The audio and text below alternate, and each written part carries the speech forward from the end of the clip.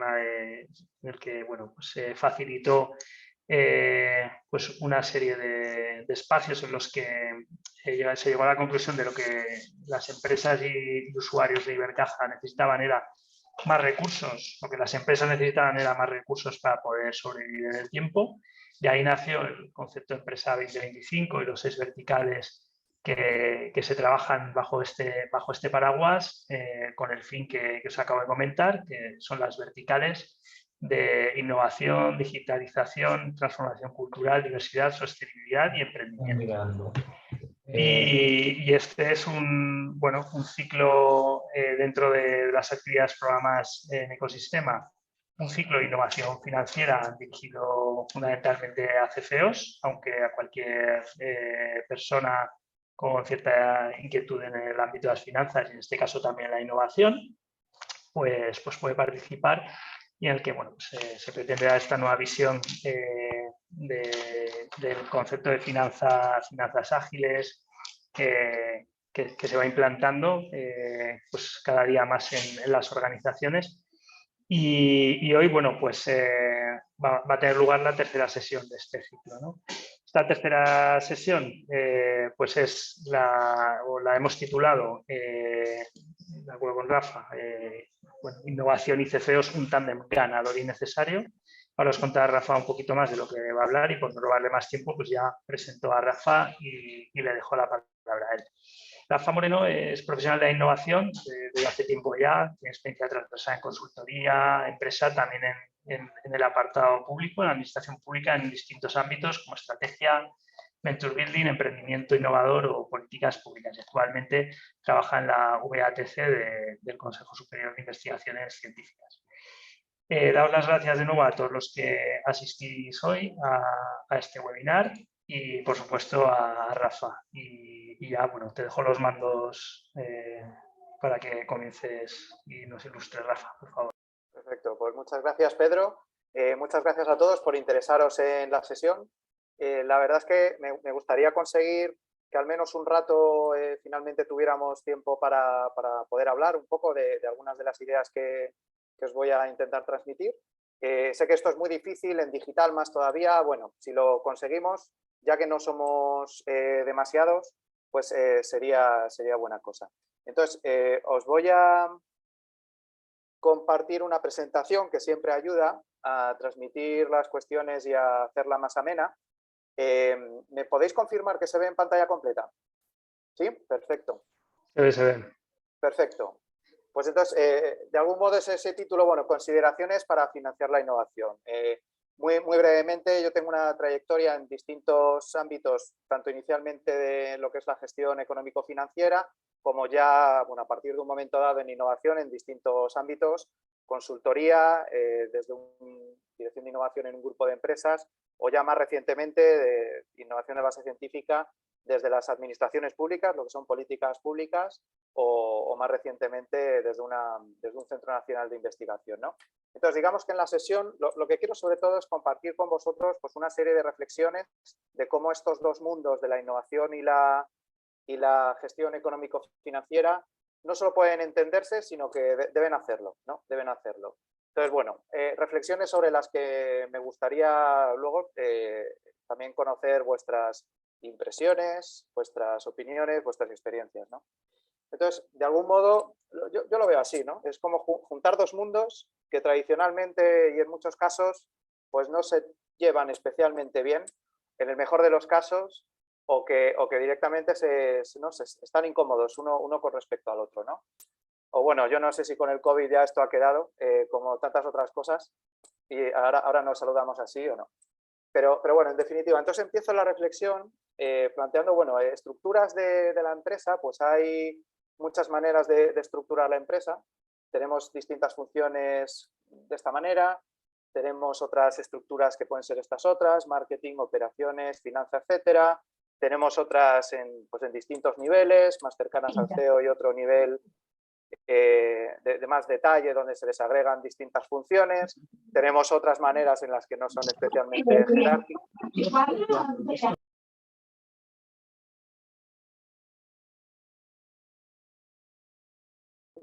Vale, ahora se me oye. que no son especialmente jerárquicas, ¿vale? Tenemos muchas maneras de entender la empresa. Entonces, no sé si os habéis fijado, pero innovación no estaba en ninguna especialmente de las que he puesto aquí, ¿no? Entonces, ¿dónde va innovación? ¿Por qué en estas no está? Entonces, cogiendo una cualquiera, lo que vemos es que a veces innovación va aquí, se pone como una unidad más, como un departamento más de la empresa. A veces en ocasiones se pone aquí, en otras compañías está puesto ahí. Colgando de marketing, en efecto, porque, bueno, por cuestiones históricas es un ámbito pues quizás de innovación, de digital, etcétera, de creatividad, por donde venía, y ahí se colocaba innovación. En otros casos se coloca directamente debajo de operaciones.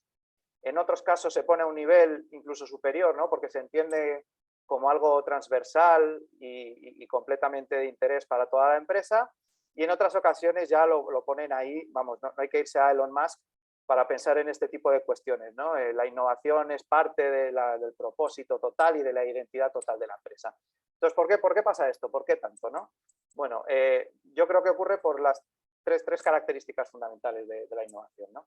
Entonces, una de ellas es la incertidumbre. Tiene bueno, perdonad ya de anticipado los anglicismos, tiro de ellos a menudo.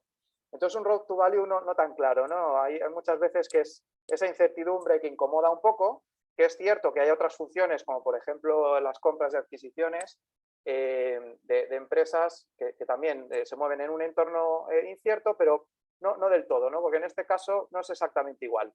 El M&A en muchos casos pues, es un ámbito conocido dentro de un mundo que puede tener muchos elementos, pero es más cercano, más procedimental en un momento dado. Bueno, tenemos nuestros mecanismos, ¿no? Por otro lado, también es un ámbito, el de la innovación, muy transversal. Realmente colisiona, solapa y se necesita con prácticamente todo el resto de funciones de la empresa, ¿no? Entonces, podéis decir que IT también. Y en efecto es cierto que IT al final cada vez más lo digital es habilitador de prácticamente toda la empresa, ¿no? Pero IT al final suele estar en la mayoría de casos al servicio de una estrategia y opera además con unos usuarios cautivos, con un medio en el que en ocasiones puedes imponer más que persuadir o que convencer, ¿no? Y por último, la creatividad, ¿no? La innovación, yo creo que todos estaremos de acuerdo que tiene ese componente creativo, que también tiene el marketing, en efecto, pero que el marketing suele estar concentrado en un ámbito. Y aparte, las consecuencias de errar en marketing, muchas veces una campaña no funciona bien, pues no funciona bien. Venga, pues vamos a la siguiente, ¿no? Tiene un ciclo de vida mucho más rápido. Entonces, en definitiva, yo pinto la innovación un poco como esta suma, al menos en el ámbito digital, como que tiene estos distintos componentes de cosas que nos encontramos en IT, en M&A o en marketing, ¿no?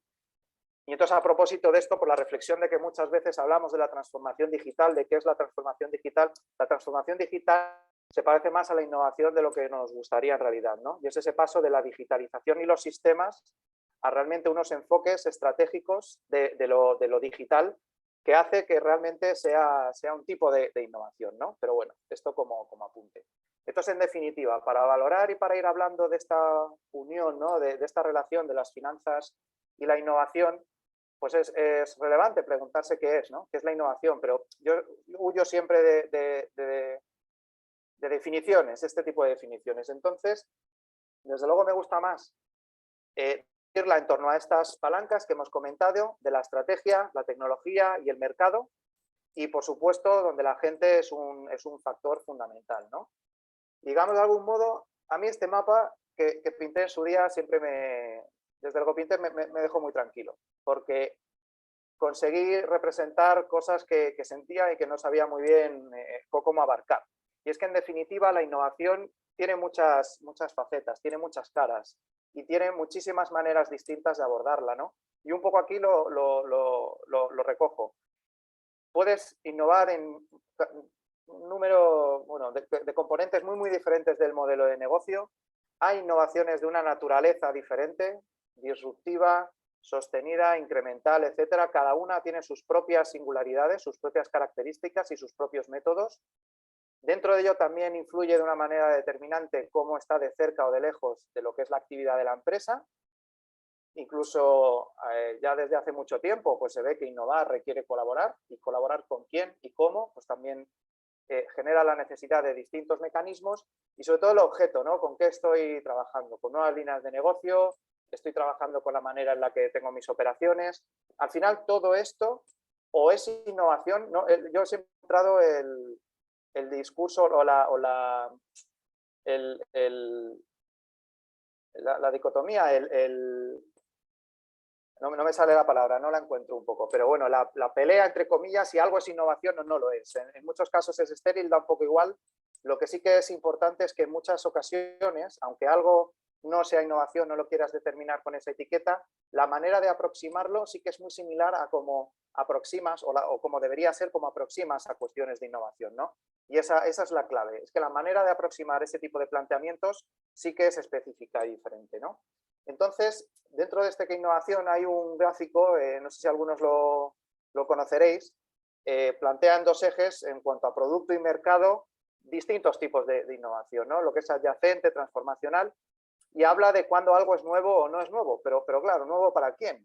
Entonces, esto sucede muchas veces. En una empresa, si algo es nuevo para mí, ya lo considero innovación, en otros sitios solo consideran lo que es nuevo, ¿no? Entonces, innovación o no, como el hecho de cómo aproximas a unos temas y otros, sí que puede ser similar en cuanto le pones esa etiqueta, entiendes que es esa manera de hacer las cosas que llamamos innovar. Entonces, aquí surge la necesidad muy importante en todas las organizaciones de definir lo que podemos llamar el en un marco que lo pinta gráficamente de esta manera, ¿no? Que es toda esa riqueza que tiene la innovación. Innovación son muchas cosas y cómo es fundamental para una empresa definir qué tipo de innovación quieres hacer, ¿no? Qué tipo de innovación en muchos aspectos que, como hemos comentado, se puede desarrollar la actividad de la innovación. Y esto es absolutamente fundamental, aunque sea porque tiene repercusiones muy, muy importantes en cuanto a la gestión económico-financiera, ¿no? Entonces, hasta este punto, cuatro mensajes clave. Lo primero es el carácter polifacético, fundamental de la innovación, hay que entenderlo así. Segundo, el tipo de innovación que se quiere hacer es una decisión estratégica. Forma parte del ADN de la compañía, al igual que el propósito, al igual que otras cosas. Una ventaja competitiva en innovación puede venir de sitios muy, muy, muy diferentes, no solo de un tipo de innovación concreta. Y por último, y en esto creo firmemente, como profesional de la innovación, es que el CFO, el Departamento Económico Financiero y en concreto la figura del director financiero es fundamental, su visión y su apoyo en cuanto al tipo de innovación y en cuanto a la gestión de la innovación en la empresa, ¿no? Entonces, de algún modo, estos dos mensajes. La empresa tiene que saber a lo que jugar, es una apuesta y una decisión estratégica. Yo encuentro que mensajes como innova o muere y este tipo de cosas que ahora se oyen mucho, no es que no sean ciertos, sino que es que son demasiado simplistas y favorece el que haya pues una serie de mensajes o un cierto tipo de visión de lo que es innovación que se fomenta y otros tipos de innovación que no, que pueden ser igual de importantes y mucho más asequibles para una empresa, ¿no? Y por otro lado, que una empresa que no tiene claro su ADN es un entorno que no es bueno para nadie, no es positivo ni para el desarrollo de la actividad de innovación, ni para la gestión económico-financiera, con lo cual la idea es que ese departamento no solo, como en algunos casos, no se estorben entre sí, sino que contribuyan y se apoyen entre sí, ¿no? Y en esto, desde luego, como en otros temas, en otras cuestiones como operaciones, etcétera, ahí quizás sí que se ve en algunos casos que esa función del Departamento Económico-Financiero aporta mucho más. En ocasiones con innovación pareciera que fuera el caso contrario, ¿no? Entonces, a ver. Vale.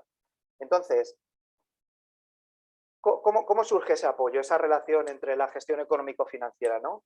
Bueno, aquí destaco uno de otros que habrá, ¿no? Pero bueno, hubo un estudio que se hizo entre pymes de austriacas, si no recuerdo mal, en el que se miraba la relación entre innovación en pymes de allí y la gestión económico-financiera. Entonces, llegaban sobre todo a tres cuestiones que tenían muchísima correlación con la salud de innovadora de estas pymes. La primera, oh sorpresa, que fueran empresas que gestionaran, que tuvieran cash flow, que tuvieran cash positivo. Pues bueno, ¿no? Parece obvio, pero bueno, también sirve quizás pues, para validar el modelo que ellos usaron, ¿no? Pero los otros dos son muchísimo más interesantes, y es que había correlación positiva y cierta causalidad en un momento dado entre competencias en cuanto a controlling financiero y competencias en lo que llaman el literacy financiero, ¿no? En qué medida las finanzas apoyaban a los procesos estratégicos, apoyaban a los procesos de decisión, no solo en cuanto a la gestión propiamente dicha de, no sé, de cobros a clientes, etcétera, etcétera, sino realmente que es que entraban y colaboraban muchísimo, ¿no? Entonces, es eso que es muy interesante de ver, que en los sitios donde realmente hay una gestión económico-financiera avanzada, también son más innovadores. Es muy interesante, pero se contrapone bueno, este otro trabajo de Clayton Christensen, si conocéis, que en definitiva yo creo que son bastante conocidos, que es como muchas de las herramientas tradicionales de gestión económico-financiera en realidad se pueden usar de una manera que se contraponen al desarrollo de la innovación. Entonces, herramientas como la valoración con descuentos de flujo de caja, hay maneras de usarlas en proyectos de innovación, de hecho, diría en el 90% de los casos, en los que te llevan a conclusiones directamente erróneas y que directamente quitan presupuesto y hacen que no se pueda gestionar la innovación y hacer apuestas estratégicas innovadoras con ello, ¿no? Cuestiones de marginalidad de costes, y esto es un problema frente, por ejemplo, a startups, ¿no? Cuando una startup está trabajando y hace un planteamiento de cero, un planteamiento que parte de una hoja en blanco, a veces cuando una empresa tiene un legacy, tienen unos servicios en activo, pues es complicado valorar adecuadamente ambos mundos, ¿no? Porque puedes, desde el cuarto punto que señalo aquí, canibalizar tu negocio actual, inversiones que tienes hechas que todavía se están produciendo, pues en un momento dado ya tacharlas y pasar a la siguiente porque tienes un salto tecnológico, pues son realmente cuestiones complicadas de abordar, pero que realmente si las abordas con una visión de gestión económico-financiera igual que otro tipo de proyectos, pues llegas a conclusiones erróneas y muy sesgadas y muy que frenan esa innovación, ¿no?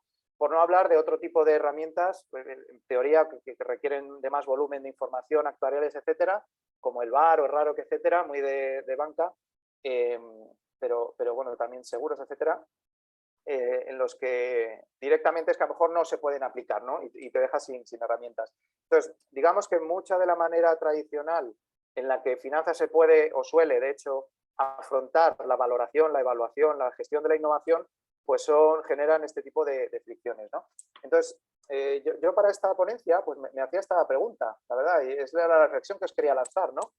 Y si caracterizamos toda esta nube de posibilidades, toda esta variedad de lo que es la innovación, si la caracterizamos de alguna manera, desde el punto de vista de la gestión económica o financiera, ¿no? Y cómo se podría hacer. Entonces, la manera que planteo es mediante las herramientas de innovación. Este gráfico de la Boston Consulting siempre me ha gustado porque te representa una serie de herramientas entendido en sentido amplio, no como dinámicas o metodologías específicas, pero una serie de herramientas y las pone en un contexto, ¿no? Que incluso puede ser utilizado como un contexto de soporte a toma de decisión, de, oye, ¿qué tipo de innovación, ¿no? Respondiendo a eso, ¿qué tipo de innovación quiero hacer? Entonces, en este caso, frente al tiempo y la proximidad al negocio, bueno, pues plantean una serie de áreas o de ámbitos donde distintas herramientas pueden aplicar, ¿no? Teniendo en cuenta que, bueno, que como decíamos antes, el mundo de la innovación pues es muy polifacético, muy poliédrico, y este internal I+D, bueno, en realidad aquí hay lo que es innovación, no solo I+D, y muchísimas metodologías diferentes que todas contribuyen. O sea, es un poco más complicado y complejo que este gráfico, pero bueno, siempre es una referencia interesante, ¿no? Entonces yo me preguntaba esta cuestión, ¿no?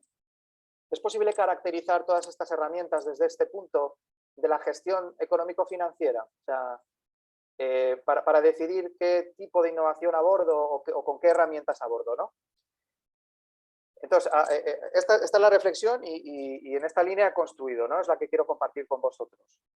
Entonces, yo inicio con unas consideraciones generales, que desde luego las características clave que yo creo que todos podríamos estar de acuerdo es la incertidumbre y el retorno, ¿no? Es lo que todos querríamos saber, ¿no? cómo Rafael, disculpa un segundo, es que se ha congelado la presentación y no estamos viendo los gráficos. Se ha quedado donde el libro, el Sí, estudio. A ver, la portada de la Harvard un Business. poquito, dejo y vuelvo a compartir. Gracias, Esther. Nada. A ver, me decís si... Vale. Vale, ¿me decís si se ve? Sí, sí, ahora sí. Ahora sí. Gracias. Vale. Pues entonces retomo un poquito, porque este sí que es importante. Este es el gráfico que os comentaba de la Boston, en el que dibuja en este formato de estas áreas distintas herramientas de innovación, ¿no? Y las sitúa en un eje de tiempos, de cuánto tiempo pueden generar retornos, y en un eje de proximidad al core, ¿no? Como decía, es más complejo que todo esto. ¿Ahora sí? ¿Continúa? ¿Ya está pasando? Sí, perfecto. Entonces, es más complejo, hay muchísimas distintos tipos de metodologías, es lo que represento con esta navaja suiza. Al final tienes que tener pues, todo un número de dinámicas, de metodologías, etcétera, y saber aplicar cuál en cada caso, ¿no? Pero sí que nos sirve. Entonces, dentro de esta reflexión de hoy es posible caracterizar, yo hacía esta reflexión, ¿no? Que es la que os lanzo. Entonces, de algún modo, la incertidumbre y el retorno son esas características clave que desde un departamento de gestión económico-financiera pues querríamos, ¿no? Y como variables clave dentro de esta incertidumbre y el retorno, pues 3: costes, tiempo y resultados. Entonces, a propósito de los costes, pues, ¿por qué suele ser difícil? ¿Qué suele ocurrir, no? Bueno, en primer lugar, y obviamente todo esto que voy a decir es matizable y va a depender muchísimo precisamente de ese tipo de innovación, ¿no? Pero sí que son unas consideraciones generales que suelen aplicar a distintos tipos, ¿no? Entonces, en primer lugar, los costes ocultos, ¿no? ¿Cuántas veces no se tienen en cuenta que un determinado proyecto, pues aparte de construirlo, luego hay que lanzarlo, hay que mantenerlo, y todo eso sigue demandando, ¿no? Esto sucede, bueno, muchísimo en iniciativas públicas de innovación o de I+D. En fin, a veces hay presupuesto, te lo gastas y luego no te das cuenta que aquello hay que seguir dándole contenido y seguir manteniendo todo aquello, ¿no? Pero también toda esta parte de una exploración inicial, muchas veces desde la empresa, hay todo un trabajo previo a lo que podríamos en un momento de decir, venga, vale, esto ya lo llamo proyecto. Pues hay todo un trabajo previo que podemos irnos a hablar de identificación de tendencias, de ideación, de que surja la idea, de que surja la oportunidad, que hay que hacerlo y muchas veces cae en un saco ahí un poco extraño que no se sabe muy bien cómo se está gestionando ese coste, ¿no? Por otro lado, considerar que dentro de esa incertidumbre de la innovación que abordamos, que es tan multidimensional, pues son entornos de información limitada, donde vamos haciendo camino al andar, donde se va aprendiendo, se van generando mediante unas curvas de aprendizaje pues todos esos elementos. Entonces, todo esto al final te va generando una sobrecarga de unos costes por ahí que muchas veces pues cuesta y no se está terminando de identificar bien, ¿no? Y por último, bueno, el riesgo tecnológico, que es quizás el más obvio, ¿no? Entramos con una tecnología y no conseguimos de dar con ello, ¿no? Entonces aquí, bueno, yo la reflexión que en realidad en muchísimos casos, y yo ahora estoy en un entorno de centro de investigación lleno de doctorados e investigadores y demás, la innovación se parece mucho más a eso de lo que en realidad nos gusta aceptar, ¿no? Muchos de estos riesgos, costes, etcétera, no son tan diferentes. Parece que la innovación es ya un paso obvio ahí al final, pues no. Y de hecho el mercado puede introducir muchísimo más riesgo que el desarrollo tecnológico, pero bueno. En segundo lugar, hablábamos del tiempo, ¿no? Pues todas estas dependencias con las distintas áreas, esa transversalidad que comentábamos antes, pues te genera unas desviaciones de tiempos que son absolutamente pues, drásticas, ¿no? Que genera a su vez un desgaste en el management muy importante, ¿no? Aquí a la hora de cuándo continúas con algo, cuánto sigues con la apuesta, ese desgaste del management no es para nada despreciable, y cuando entrar en un determinado ámbito pues se establece la impresión o la expectativa de que ya en un año vamos a tener algo y no, a lo mejor pasan 2 y todavía no lo tenemos, pues empieza a haber bastantes problemas, ¿no? Y por supuesto a partir del tiempo, pues lo que es el coste de oportunidad, que quizás es parte de lo que también genera ese desgaste y uno de los mayores costes que genera el tiempo, ¿no? Y por último, en cuanto a los resultados, ¿no? Esta naturaleza multidimensional, lo que esperamos con un determinado proyecto de innovación, Pues es que tiene muchísimas facetas, ¿no? Y entonces el ámbito de los intangibles es especialmente importante, incómodo, no hay muchas herramientas para abordarlo. Hablábamos en uno de los Future Labs que realizamos aquí en el ecosistema precisamente este tema, ¿no? Los modelos para valorar los intangibles, qué importantes son y qué difíciles son, ¿no? También esos resultados, cuando no llegan, pues genera esta dificultad en saber y responder a esta pregunta, que es cuándo insistir, ¿no? ¿Cuándo parar? ¿Cuándo matar algo? ¿Cuándo insistir, ¿no? El market timing, yo creo que junto con el timing de mercado en lo que es inversión en mercados de capitales, por ejemplo, el de si la bolsa va a subir mañana o pasado y demás. Bueno, el market timing, para los que estéis en estos temas, es muy, muy complicado y en proyectos de innovación no lo es menos, sobre todo en proyectos como pueden ser generar una nueva línea de negocio, que puede que vengas pronto o vienes un poco tarde y ya simplemente por eso pues no te vale, ¿no? Y también el rol de la suerte, sobre esto podríamos hablar un día entero. Como muchos proyectos al final de los que salen y grandes historias de éxito, sobre todo en nuestro ecosistema emprendedor, el rol simplemente, desde luego del saber hacer, ¿no? Pero también de la suerte y la pura suerte es absolutamente fundamental, ¿no? Qué incómodo es manejar la suerte desde la gestión de la empresa, ¿no? Y también una última reflexión a propósito de los resultados es que también la manera de afrontar la inversión y el retorno pues también va evolucionando y no es única ni es obvia, ¿no? Entonces, por ejemplo, ahora desde hace ya bastantes años, mucha corriente de Venture Capital, da igual el retorno. O sea, Amazon no genera dinero, nadie gana dinero con eso. Sigue quemando dinero con este objetivo de crecer, conseguir mercado, hacerse fundamental. Y a partir de ahí ya empezaré a ganar dinero tal y como cualquiera de nosotros hace no mucho tiempo lo entendería, ¿no? Entonces este tema de coger y quemar para crecer rápido, para conseguir mercado y ya a partir de ahí ya veremos pues un cambio de paradigma en lo que se le puede pedir a la gestión económico-financiera cuando aporta para innovación fundamental, ¿no? Obviamente también ocurre mal y el caso WeWork, para los que lo conozcáis, pues ahí está. Y también hay locuras de quemar donde ningún unit economic sale, ahí eso no va a ser rentable, pero es que nunca en la vida, y ahí se están quemando millones, ¿no? Entonces, bueno, las recetas no suelen existir en este mundo. Bien, entonces, la reflexión que compartía en esta línea con vosotros es que yo hacía esta propuesta de variables de interés que yo encuentro relevantes para el contexto de la gestión económico-financiera, para que pueda opinar también sobre desarrollar dentro de la empresa una serie de estrategias, una serie de herramientas de innovación, de proyectos de innovación, y que también se analice la conveniencia o no en función de, por ejemplo, estos parámetros, estas variables, ¿no? Que son las que vamos a ir viendo una a una. El tiempo, si veréis, obviamente es muy importante, pero como sí que está un poco recogido en este otro gráfico, pues no la he hecho, ¿no? Entonces, desgraciadamente, no hay análisis cuantitativo. Yo he buscado en este sentido, no hay nada. Sería interesantísimo. Alguien, se saca el doctorado en un día, si consigue los datos como para poder hacer este tipo de análisis y saber en conjunto, pues con tal herramienta qué resultados ha habido en cada una de estas u otras variables. Bueno, desgraciadamente no hay esos datos. Sería interesantísimo, pero sí que podemos hacer un análisis cualitativo, que es el que comparto con vosotros. Entonces, predictibilidad de inversión, bueno, es bastante obvio lo que significa, ¿no? Esta capacidad de establecer a priori, e influyen cosas principalmente como la naturaleza de la innovación, la cercanía, etcétera, ¿no?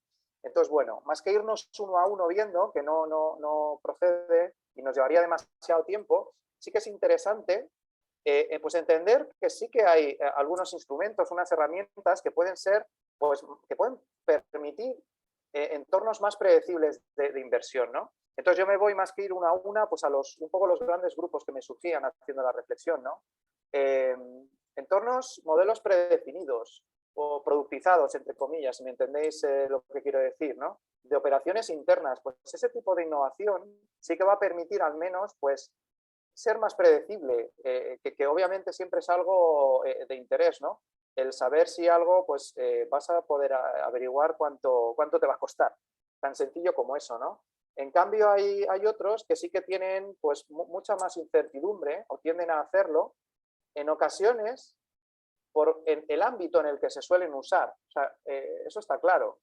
una incubadora, por ejemplo, tú la puedes orientar a, por ejemplo, nuevas líneas de negocio, y entonces buscas startups que te permita desarrollar nuevas líneas de negocio, pero también puedes intentar buscar startups que te permitan simplemente nuevos canales con tu negocio, pero te ofrezcan canal, o puedes intentar startups que tú vas a intentar incorporar en tu operación interna.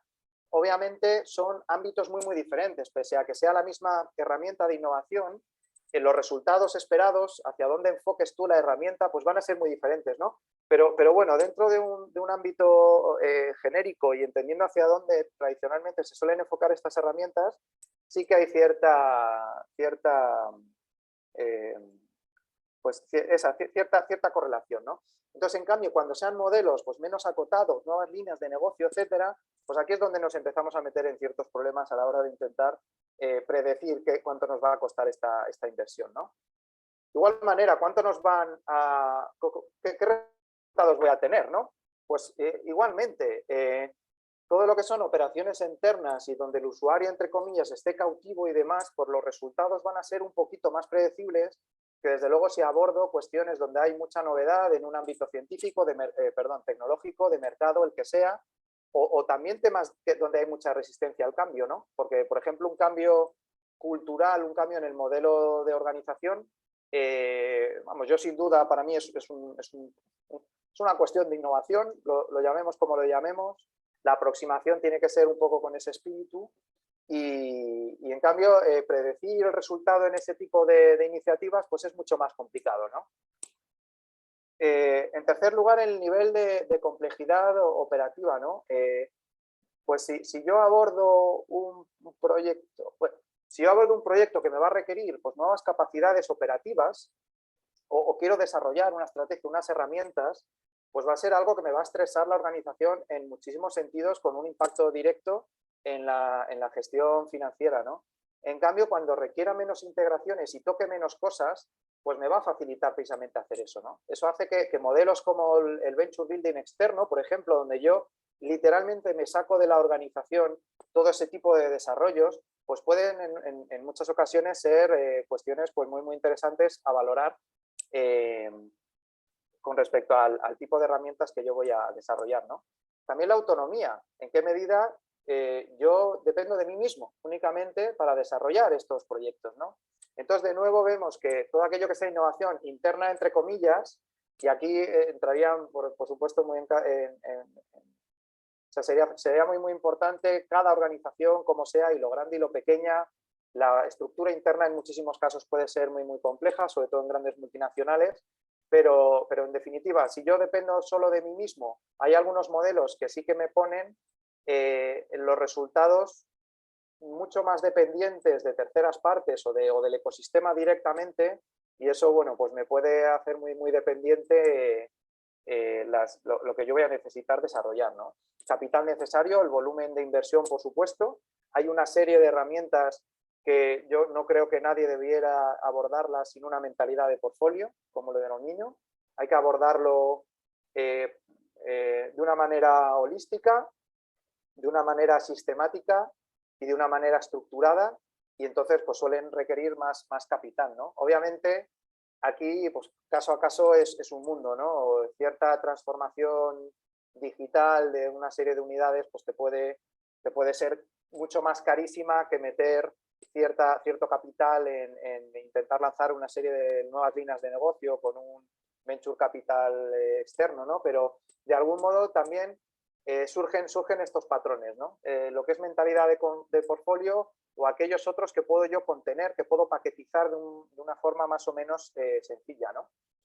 El potencial transformador, digamos, esa capacidad de impacto también es importante, porque al final vemos que hay unas cuantas herramientas que sí que tienen un sesgo a que permiten, al menos por los tipos de innovación que suelen dirigirse, suelen ser más propensos a permitir una gran transformación frente a otros que son quizás más proclives a desarrollar innovaciones más incrementales, ¿no?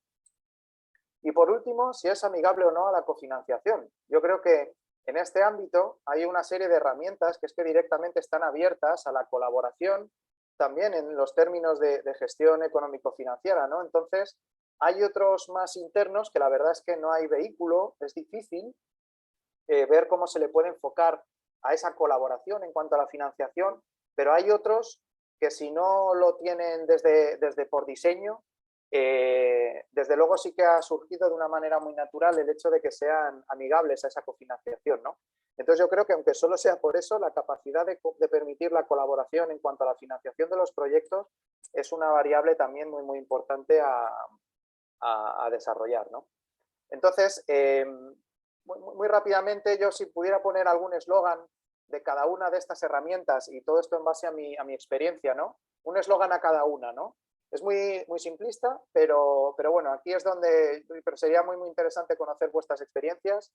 Un proyecto de desarrollo, para mí, o sea, había un estudio de McKinsey que estudiaba en muchas planificaciones de proyectos de innovación, o creo a lo mejor eran de TI, ni siquiera de innovación. ¿Cuántas desviaciones? ¿No? Estudiaban las desviaciones y era brutal. Creo que era el 80% de los proyectos, todo esto como hace McKinsey las cosas, en una base bastante amplia de empresas de distintos tipos, ¿no? Y era algo tan bestia como que en un 80% había unas desviaciones de por lo menos el 30 o el 40%. Entonces, es muy difícil atinar en cuanto a lo que nos va a costar unos determinados tipos de proyecto, y entonces si no gestionas para prever que eso va a costar más, lo que suele ocurrir son problemas de alcance, problemas de satisfacción posteriormente, en el que acabas cortando por lo sano un poco y acaban saliendo las cosas un poco de aquella manera. Entonces, desde luego, para que eso no ocurra, los proyectos de desarrollo pues debe tener unas horquillas bastante generosas de presupuesto ampliado. Quizás menos que lo que es desarrollar, desplegar una herramienta de tercero, que yo perfectamente en muchísimos casos me parece que es un tipo de innovación, llámalo, bueno, es un tipo de innovación quizá más ligera, un poquito de innovación, menos innovación, pero es que, ¿por qué no? Es una vía de mejora en muchísimos casos fundamental de la operación de una empresa. Entonces, ¿por qué no? ¿Por qué no nos vamos a ir a esto, no? Y en muchísimos casos, como digo, pues es muchísimo más ajustado y es un marco muchísimo más conocido, ¿no?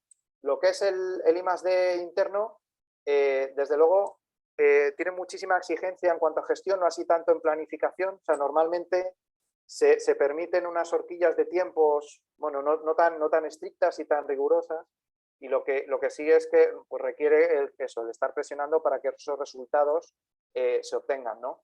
Los cambios culturales, pues un ámbito que os voy a contar yo, ¿no? Un ámbito que desde luego, yo creo que desde cualquier departamento financiero, la rotación que puede generar por distintos tipos de descontentos en la organización puede ser importante, y eso conviene preverlo sin lugar a dudas, ¿no? Partnerships estratégicos, desde luego, y aquí yo creo que es una de esas aportaciones del departamento, ¿no? de económico financiero. Todo bien atado con objetivos concretos, seguimiento, cumplimientos, etcétera, porque si no, pues sinceramente no es un partnership estratégico y es un poco otra cosa, ¿no? Entonces esa disciplina de los departamentos y demás económico-financieros o de estrategia yo creo que es muy, muy importante, ¿no? El Corporate Venture Capital, pues desde luego, si no se aborda con una visión de largo plazo, visión de portfolio y demás, igualmente, pues será, oye, has participado, has invertido en una startup, en una compañía que te puede complementar, fantástico, no es un Corporate Venture Capital. Para que cualquier compañía se decida realmente a abrir esta vía, que es una vía de innovación, por supuesto, obligatorio totalmente largo plazo y visión de portfolio, ¿no? El Venture Client, para los que no lo conozcáis, que estos son términos que a veces no terminan de calar o no cogen mucho, se trata de tener una relación muy cercana con startups del ecosistema en un momento dado, empresas ya más formadas, pero normalmente startups, para lanzar pilotos internos pues, de una manera muy, muy ágil, ¿no? Donde no forzosamente ni te invierto, ni cosas que sí que son típicas de los entornos de incubación y demás. Voy muy al grano a saber incorporarte en mi operación o como una nueva línea de negocio, pero sin complicarme demasiado la vida y con una vía específica porque al fin y al cabo una startup no es una empresa y tiene sus propias particularidades, ¿no? Entonces esto a mí la verdad es que siempre me ha parecido una vía muy, muy interesante porque viene a ser un desarrollo a medida gratis, como digo aquí, muy entrecomillado, ¿eh? En el sentido en que tú eres capaz de influenciar al ser uno de esos primeros clientes importantes en lo que está desarrollando esta empresa y en realidad ellos encantados porque están consiguiendo validar sus planteamientos, tener un cliente, etcétera, etcétera, ¿no? Entonces yo siempre le veo una vía súper interesante. Las incubadoras de negocios, bueno, pues a ver, a veces parece que es verdad que te permite interactuar con el ecosistema emprendedor, etcétera, etcétera. Bueno, muchas veces hay aquí ese tema de costes ocultos muy importantes que, bueno, por otro lado, también pues participar del ecosistema pues te permite también escuchar lo que está pasando, o sea, tiene mucho de esos otros también beneficios intangibles, pero no hay que dejar de entender y de intentar, es muy interesante tener una visión completa de todos estos costes que pueden incorporarlos, ¿no? El venture building interno, para los que no lo sepáis, imagino que sí, venture building es crear tú nuevas líneas de negocio como ventures, como unidades independientes, ¿no? Casi como una startup dentro de tu empresa.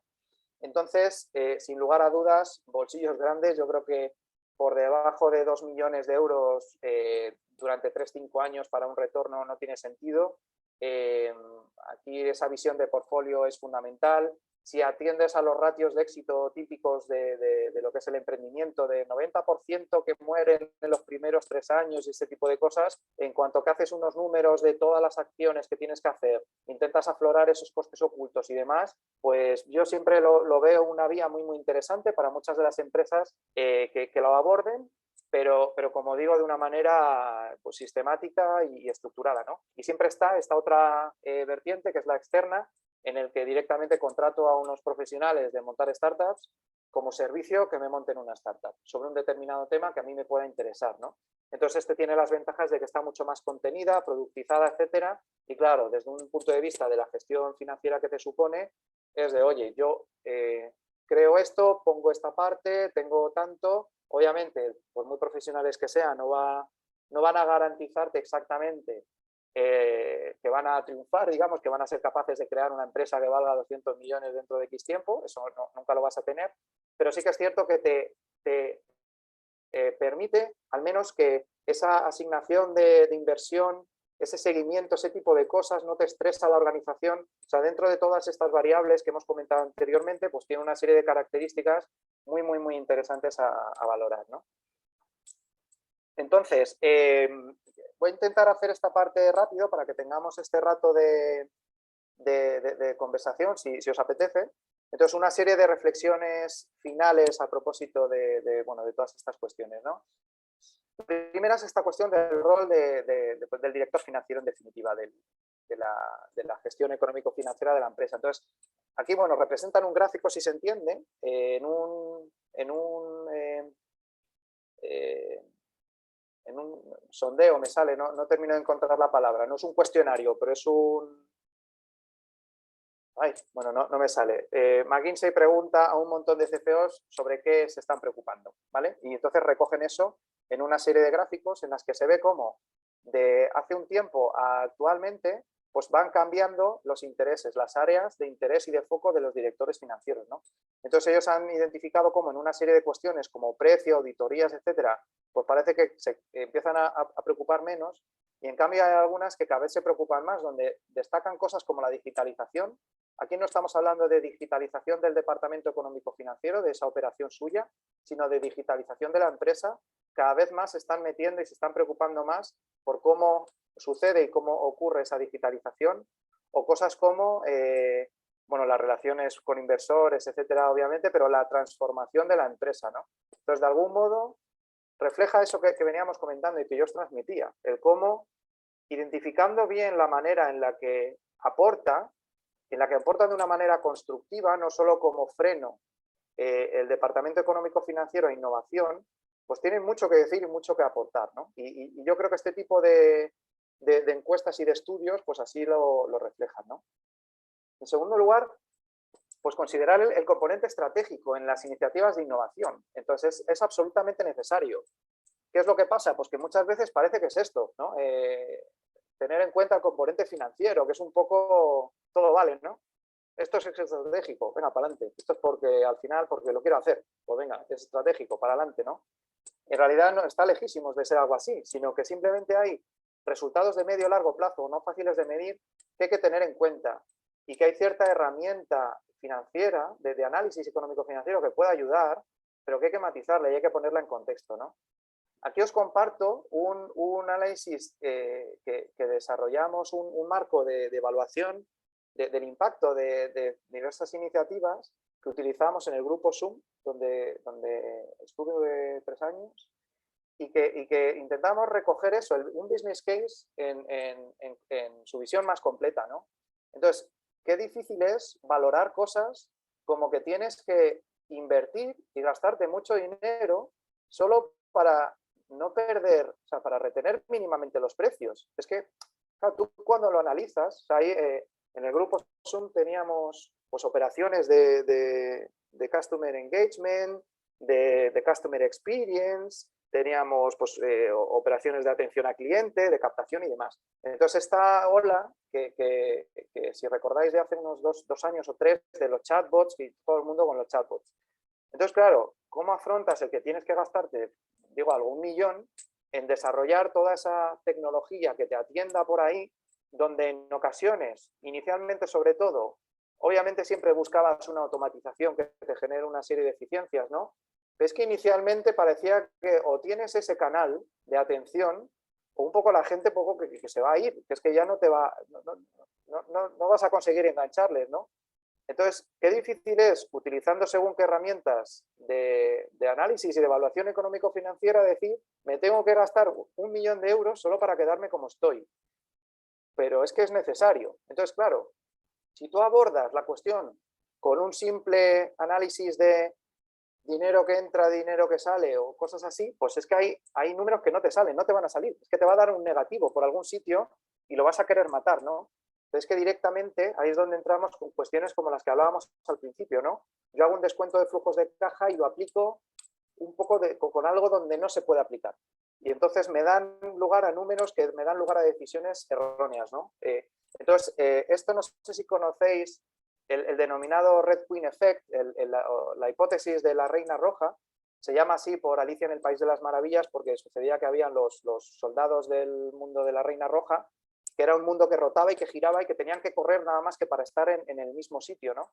Entonces, el concepto viene de teoría evolutiva y demás, viene de otro ámbito, pero refleja un poco eso, ¿no? Como en muchas ocasiones hay que afrontar inversiones nada más que para no desaparecer, o sea, para en el mejor de los casos quedarnos un poco donde estamos. Entonces, ese tipo de decisiones o se abordan con un foco de estrategia, de visión estratégica, o no van a tener sentido nunca, ¿no? Entonces, aquí es muy, muy interesante este punto de los modelos de atribución, que es los que los conozcáis viene del concepto del mundo de la captación de digital, de marketing digital, ¿no? Y al final viene a decir, oye, este valor que yo he obtenido, exactamente qué he hecho que me ha llegado aquí, de dónde me viene, ¿no? Entonces, hay cosas que me vienen que no es nada fácil mantener la trazabilidad de todo esto, de dónde me viene, ¿no? Y entonces, en definitiva, en un determinado valor que yo pueda tener, pues sería muy, muy, muy potente cualquier empresa que desarrollara y en este caso el Departamento Económico Financiero tendría muchísimo de ser los motores que desarrollaran algo así, como para decir, oye, voy a atribuirte el valor a esto que yo fui capaz de hacer aquí, que contribuyó a generar este otro valor que hoy en día estoy disfrutando, aunque sea por no haber perdido cuota, por no haber perdido precio, por no haber perdido lo que sea, ¿no? Entonces, ¿qué ámbito más interesante? En tercer lugar está mentalidad de adaptación, ¿no? Con mucho de la innovación nos ocurre, ¿no? Estos modelos de negocio con mil números, todos bien atados y tal. Y bueno, al final es porque, sí, yo también, a mí también me deja muy cómodo y me encantan los números y un Excel súper bien atinado, ¿no?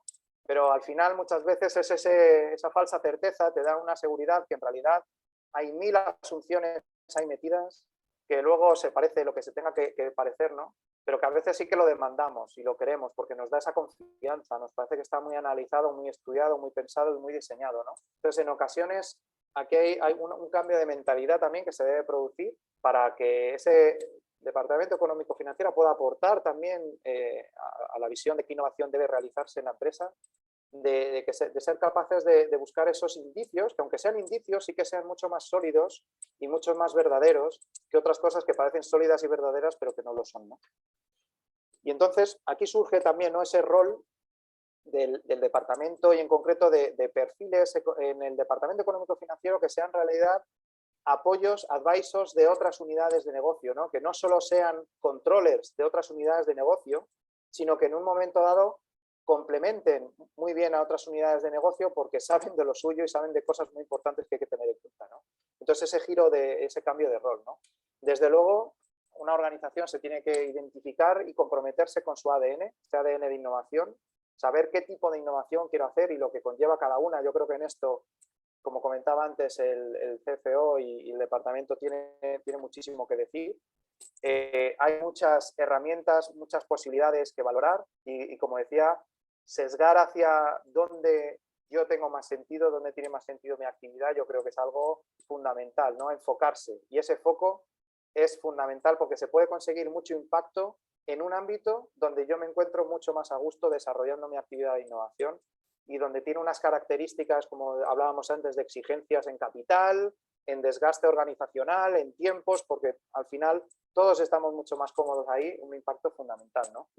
Aquí de ese gráfico de la Boston que comentábamos antes, pues comentan, ¿no?, pues dos modelos distintos en distintas industrias, donde unas pues tienen mucho más sentido desarrollar una serie de herramientas con un enfoque, ¿no?, pues incubadoras para cuestiones de negocio interno y donde lo conecto con I+D. Pues son unas configuraciones de toda esa estructura de innovación que tienen sentido y que tienen sentido para ellos. Y en cambio, en otras industrias, pues encaja mejor un modelo de aceleradora para desarrollar nuevos modelos de negocio, porque tal, bueno, pues ahí sí, ¿no? Entonces, como decía antes, tunear, ecualizar con todas estas palancas que hay para tocar, pues es algo muy, muy importante, ¿no? Y si no, siempre puedes desarrollar tu estrategia mediante este concepto de la estrategia emergente, que ya es un concepto de los 90, yo creo, de Henry Mintzberg, en el que al final tú vas decidiendo la innovación en la que te metes, no en base tanto a análisis y tanta serie de cosas, sino por las oportunidades que van surgiendo a tu paso, ¿no? Entonces, lo único que para esto, claro, no puede ser, tienes que estar exponiéndote a esas oportunidades a que surjan y, como se suele decir, que la inspiración te coja trabajando, ¿no? No es fácil de implementar, pero desde luego a mí me parece de los mejores, ¿no? En penúltimo lugar, la asignación estratégica de recursos, dentro un poco, bueno, de este gráfico que os comentaba antes, un poco simplificado, pero bueno, aquí había su análisis también, yo creo que en este caso seguramente también de McKinsey, de cómo un esquema típico de 70-20-10 con menos exposición, o sea, por supuesto cuidar el negocio core, ahí es donde se concentra y tenemos que cuidar, digamos, la gallina, que estemos ahora produciendo huevos, eso por supuesto, pero sin perder de vista que los retornos en el futuro, casi seguro, que en gran medida va a depender esos retornos de esta pequeña aportación que hagamos a esa innovación transformacional, ¿no? Entonces, de nuevo, no tiene por qué ser forzosamente en nuevas líneas de negocio, estos son retornos y puede ser en eficiencia operativa o porque yo soy capaz de ofrecer mejores condiciones a los empleados y mejor el talento. Puede ser en muchísimos casos, ¿no? Pero hay que hacer una asignación estratégica adecuada, ¿no? Y por último, la colaboración, ¿no? La colaboración, desde luego, en lo que es la actividad de la innovación es fundamental, pero ¿por qué no también en cuestiones financieras, ¿no? Entonces, es un ámbito que hemos explorado y que seguimos explorando mucho en el ámbito de ecosistema más empresa y que es fundamental y donde también las finanzas pues tienen mucho que decir, ¿no? En cuanto a compartir riesgos, también mediante, como hablábamos antes, esas opciones de cofinanciación, ¿no? Entonces hay modelos más apropiados. ¿Por qué no vamos a ir juntos? ¿Por qué no vamos a hacerlo? Ir juntos desarrollando y explorando distintos tipos de innovación y distintos modelos, ¿no? Entonces, bueno, muchas gracias. Lo he encajado a mí. Sí que me gustaría lanzaros la cuestión al que quiera y y le parezca apropiado, de conocer, si queréis alguno romper la barrera de lo digital, compartir pues, qué experiencias tiene desde este ámbito de la cuestión económico-financiera con respecto a distintas iniciativas de innovación que haya vivido internamente, pues sería formidable, así como respecto al rol y qué relación tienen en su empresa la gestión económico-financiera con innovación, ¿no? Pues, bueno, mientras se anima alguna de las participantes a contestar a esa pregunta que has lanzado, Rafa, vamos, darte las gracias, me ha parecido súper interesante como financiero de formación y también de vocación, aunque también trabajé en innovación, pero me ha parecido, vamos, que se abre un mundo, ¿no?, ante nosotros a día de hoy. Por recoger alguna nota, ¿no?, de lo que has comentado. Es verdad, ahora todas esas frases killer de innovar no es opcional, ¿no? Es decir, ahora mismo es transversal, pero yo creo que de la misma manera todo el tema y que relacionamos esa innovación, como decías tú, que es difícil separarla de la digitalización. Hoy en día ocurre exactamente lo mismo con las finanzas, bueno, desde hace tiempo. Eso nos lleva a un plano de igual a igual, entre comillas, en muchos aspectos entre innovación y finanzas. Yo creo que ahora mismo la una sin la otra no pueden entenderse, como has dejado entrever aquí. Todo lo que proponen las Lean Finance ha quedado recogido magistralmente en tu charla y con ese enfoque específico hacia la innovación. A mí, bueno, ya lo he dicho, a mí me ha encantado. Siempre situamos, bueno, siempre, desde hace ya años, yo creo que nadie entiende una planificación estratégica que no vaya de la mano con estrategias innovadoras, y yo creo que ocurre exactamente lo mismo, ¿no? Se sitúa con este paso adelante en el ámbito de las finanzas, se sitúa este área, este departamento de la empresa al mismo nivel que al mismo nivel que la innovación en ese ámbito estratégico, ¿no? Entonces son los CFOs los que ahora también se suman, ¿no?, a ese equipo estratégico de la empresa y bueno, y poco más, ¿no? Yo creo que ya vale con eso, que es mucho. Entonces, bueno, por aquí comenta en el chat Alejandro que le ha gustado mucho. Como es verdad que ha sido densa en el sentido de potente, ¿no?, en el sentido positivo, va a quedar recogida esta charla, este webinar en la web de Ecosistema con algunas líneas acerca de las mismas, con lo cual se podrá revisionar por si alguien se ha quedado con ganas de darle una vuelta más a alguna de las partes o a toda la sesión, pues la tendrá disponible las próximas 24 o 48 horas en la web de Ecosistema. Y nada, ya me callo, a ver si alguno ya se anima a participar y no molesto más. Muchas gracias, Rafa. Gracias a ti, Pedro, y yo sé que es muy complicado, ¿no? Y bueno, y además me he comido todo el tiempo, yo eso que la he recortado y demás, pero que tiene ese punto de densidad ahí, pero de buena, cosas, pero sí, simplemente un poco al margen de todo lo comentado, etcétera. Sería muy interesante si alguien tiene alguna reflexión que a propósito de su experiencia o de un conocido suyo, si queréis, por no... de un conocido, tengo un amigo que le pasó esto, pues un poco compartir eso, qué relación tenía la gestión con la innovación, buena o mala, o bueno, con respecto a iniciativas concretas, alguna herramienta concreta de innovación. Y si no, que no hay necesidad, ya veremos cómo darle continuidad a poder hacer esta reflexión, pero es muy interesante.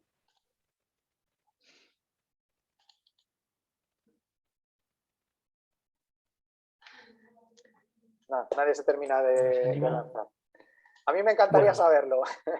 Me encantaría saberlo, me encantaría oírlo, pero bueno, entiendo que hay que hacer la versión presencial.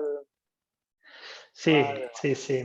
No sé, bueno, de todas maneras, bueno, no lo he comentado en la presentación. Rafa es, qué opinión, líder de innovación en ecosistemas. Sus datos de contacto referenciados están en la web. Podéis, si queréis, a posteriori comentar con él, si queréis por privado, pero él ya os ha dicho que lo agradecerá, le interesa mucho, así que Si aquí por el motivo que sea no tenéis tiempo, os da palo, preferís comentárselo por privado, pues y si no encontréis los datos me los pedís a mí, ¿vale?